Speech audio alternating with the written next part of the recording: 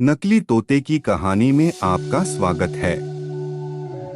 एक बार की बात है, एक घने जंगल में विशाल बरगद का पेड़ था। उस पेड़ पर बहुत सारे तोते रहा करते थे। वे सभी हमेशा इधर-उधर की बात करते रहते थे। उन्हीं में एक मिट्ठू नाम का तोता भी था। वह बहुत कम बोलता था और शांत रहना पसंद करता था। सब उसकी इस आदत का मजाक उड़ाया करते थे, लेकिन वह कभी भी किसी की बात का बुरा नहीं मानता था। एक दिन दो तोते आपस में बात कर रहे थे। पहला तोता बोला, मुझे एक बार बहुत अच्छा आम मिला था। मैंने पूरे दिन उसे बड़े चाव से खाया। इस पर दूसरे तोते ने जवाब दिया, मुझे भी एक दिन आम का फल मिला था। मैंने भी बड़े चाव से उसे खाया था। वहीं मिट्ठू तोता चुपचाप बैठा था। तब तोतों के मुखिया ने उसे देखते हुए कहा, अरे हम तोतों का तो काम ही होता है बात करना, तुम क्यों चुप रहते हो? मुखिया ने आगे कहा, तुम तो मुझे असली तोते लगते ही नहीं, तुम नकली तोते हो। इस पर सभी तोते उसे नकली तोता, नकली तोता कहकर बुलाने लगे, लेकिन मिट्ठू तोता फिर भी चुप था। यह सब चलता रहा। फिर एक दिन रात में मुखिया की बीवी का हार चोरी हो गया।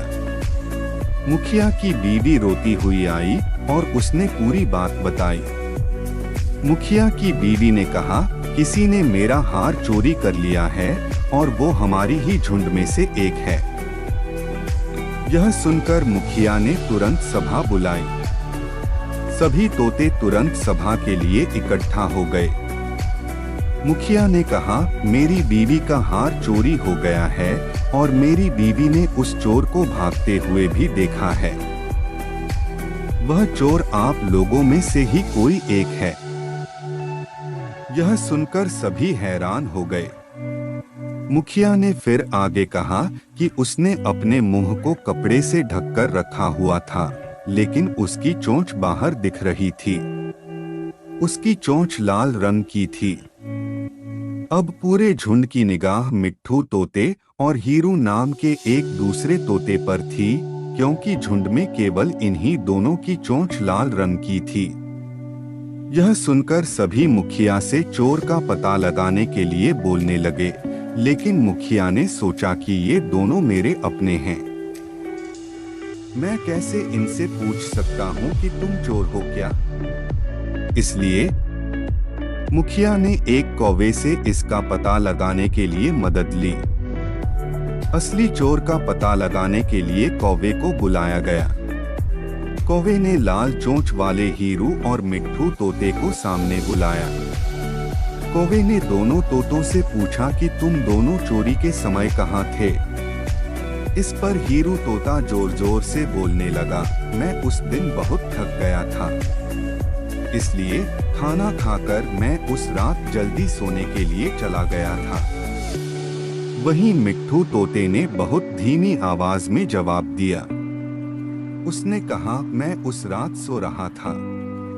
इस बात को सुनकर कौवे ने फिर पूछा, तुम दोनों अपनी बात साबित करने के लिए क्या कर सकते हो? इस पर हीरू तोता फिर बड़ी तेज आवाज में बोला, मैं उस रात सो रहा था, मेरे बारे में सब जानते हैं। ये चोरी मिट्ठू ने ही की होगी, इसलिए वह इतना शांत होकर खड़ा है।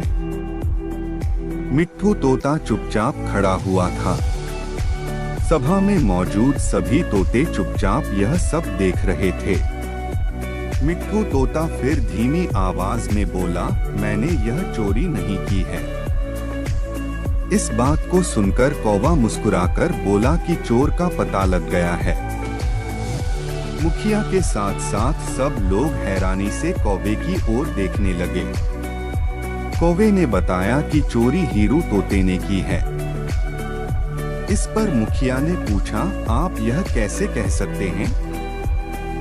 कौवे ने मुस्कुराकर कहा, हीरू तोता जोर जोर से बोलकर अपने झूठ को सच साबित करने में लगा था, जबकि मिट्ठू तोता जानता है कि वह सच बोल रहा है, इसलिए वो अपनी बात आराम से कह रहा था।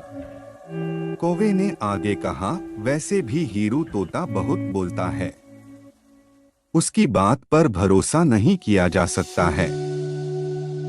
इसके बाद हीरू ने अपना जुर्म कबूल कर लिया और सभी से माफी मांगी।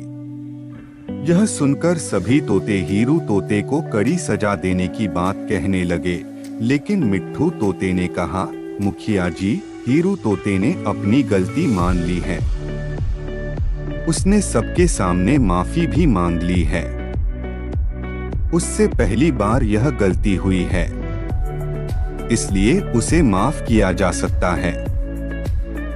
यह बात सुनने के बाद मुखिया ने हीरू तोते को माफ कर दिया। इस कहानी से हमें ये सीख मिलती है कि कभी कभी ज्यादा बोलकर हम अपनी अहमियत खो देते हैं, इसलिए जरूरत के समय ही बोलना चाहिए।